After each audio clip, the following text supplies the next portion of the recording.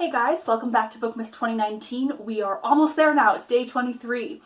So this is going to be my list of top 10 books for the year, and I'm ranking these mostly by my favorites. I'm not necessarily saying these books are better or worse quality, although that was a factor I included in the reasoning. And these books are all books that I finished during this year. Some of them maybe books that I initially started a year or two ago because, yeah, that's how I read apparently. But they're all books that I finished during this year. At spot number 10, we have Dad is Fat by Jim Gaffigan.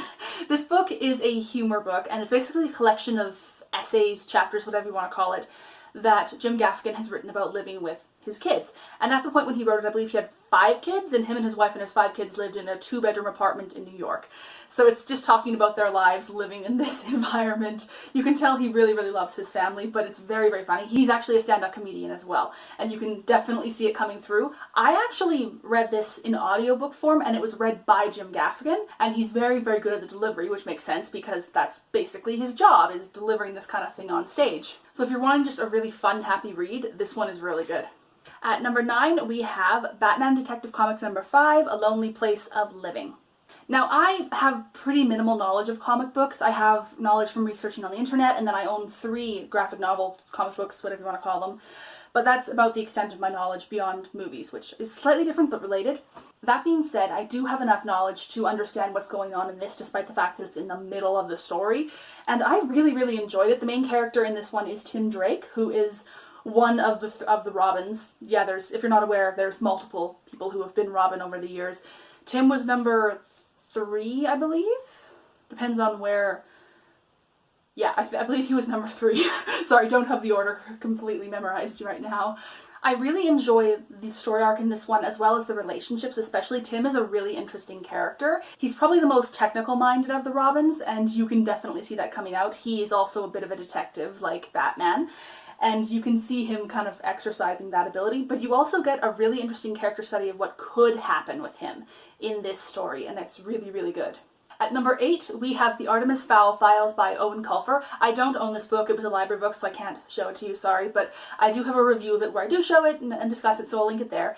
But yeah, I really enjoyed this book. It surprised me, actually, because when I was reading it, I was enjoying it, but then I was expecting one thing to happen, and that did not happen at all, which was a good thing in this case. For those of you who are unaware, the Artemis Fowl Files is kind of a side novella collection background book to the Artemis Fowl series. It has 2 short novellas, I would say. One takes place prior to the series, the other takes place between books 1 and 2. And then there's also some information in the middle that has just some fun stuff like interviews with the characters, I think there's a word search, that kind of thing. It's really fun. And as for why I liked it because it expanded on the characters, on the world, and it allowed us to get some extra time with these characters. That was just really nice. 7, we have the only nonfiction book on this list, and it's actually one that I don't physically own as well. It was also one that I listened to in audiobook form. It's called Quiet, and it's by Susan Cain. The subtitle is The Power of Introverts in a World That Can't Stop Talking, and that's pretty much what it's about. It discusses a lot of the nuances in terms of what introversion is, how it functions, what the strengths are, what ways we can incorporate it better into our society, because our society is very extroverted. And one thing I really like about this book, actually, is that it at no point devalues extroversion or extroverted people. All this book is saying is that introversion has a lot of strengths that often go overlooked just because we haven't been hardwired to look at them. It also talks about some possible sources of introversion. It talks about kind of how you can relate to introverts, how introverts can relate to other people. It's really, really interesting. And I really enjoyed it. I thought it was fascinating. And I read through it a lot faster than I do most books. Well, listen through it, yeah. But yeah, it took me way less time, despite the fact that it's one of the longer ones I read this year. Book number 6 is a very familiar face on this channel, or I guess cover, and that is Bunnicula by James and Deborah Howe. I love this book so much. This is another one that I've listened to repeatedly, and oftentimes while I'm falling asleep because I know it so well at this point. But it's just a really, really nice book. It's funny, you look at it and you hear the premise and you're like, a vampire bunny? Oh dear. No. Like, this book is written very lovingly, and you can tell that the authors are huge fans of classic horror novels and horror movies, but they're also kind of poking fun at them a little bit, and it's really, really funny. But it's also just so lovable. The actual character of Bunnicula, I want to, like, hug him. He's so sweet and cute, and oh my goodness, yeah, like, he looks scary on the cover here. he's not. He is certainly unique, but he's actually a sweetheart. And I also love the other characters. The two biggest parts in this first book are Chester the cat and Harold the dog, and they are also wonderful. Harold is actually our POV character and also our author, which is really fun. At spot 5, we have Lockwood & Co. The Screaming Staircase. I do have a full review of this book, so I will link it as well. Actually, I also have a couple of videos that talk about Bunnicula, so I'll link those too. But anyway, this book, it's very, very atmospheric. Jonathan Stroud is very, very good at getting you immersed in this world and kind of what it feels like. This book is definitely on the creepier end of what I tend to read, but it was really, really good. I don't mean creepy as an insult, just to clarify. It works very well. The premise of this book is that this is in a world where ghosts are real and only children can see them. So there are companies of people where children will go to work to find and hunt ghosts. So our central trio are all, I think they're in their preteens. They might be a little older, but they're definitely in the middle grade range, I would say, in terms of age. And Lockwood, one of the three, actually owns the company, so he runs this company with these other two working under him. And this book is kind of one of their first major cases together. They've been working together for a little bit when they start this book, but it hasn't been super long yet. So really, really good atmospheric book. And with number 4, I do own the book, but it's not here right now, so sorry I can't actually hold it up. But it is Titan's Curse by Rick Riordan. This is one that I read with my cousin Naomi and my sister Megan. I will link their channels down below. And it's so good. It's the 3rd book in the Percy Jackson series.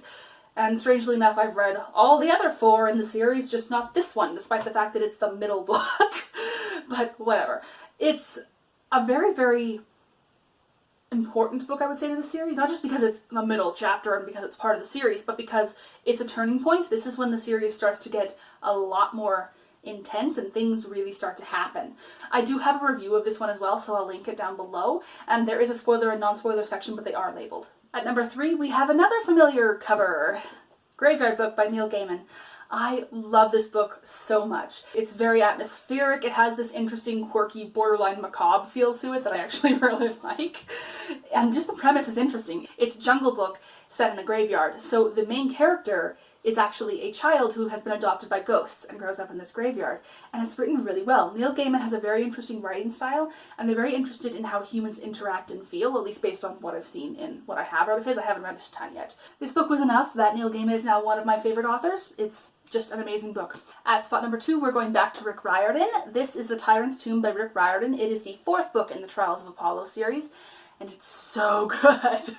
The 3rd book is amazing, don't get me wrong, but it's, I needed this book after the 3rd book, let's just say. This book is intense, it's powerful, but it also has enough pick-me-up that it gives you hope, and it's really fun. I love Apollo so much, but this book, you're really starting to see him come into his own and embrace who he can be, which I really love because, yeah, the series, Apollo, at the beginning of the series, yeah, it's like he simultaneously is super annoying, but also makes you want to give him a hug, because he just has so many issues and you feel so bad for him, but at the same time, yeah, he doesn't, poor guy. But yeah, by the time we get to book 4, you can really see him starting to address his issues, and he's starting to really come into his own. And also, there's some genuinely startling, shocking moments in this. There was a couple moments where I kind of just had to do a double take and just, okay, what did that say? Go back. And at spot number 1, we have Hamlet by William Shakespeare. I absolutely adore this play. The character development in this story is amazing. Shakespeare's verse is wonderful as always. I love the character of Hamlet, actually. I know that he's kind of a pain sometimes, and he can be, yeah, he has some not so nice tendencies too, but he is just so fascinating, and there are a lot of things I genuinely love about him. I love that he doesn't take the ghost's word at face value. He decides, I need proof before I go and exact revenge on my uncle.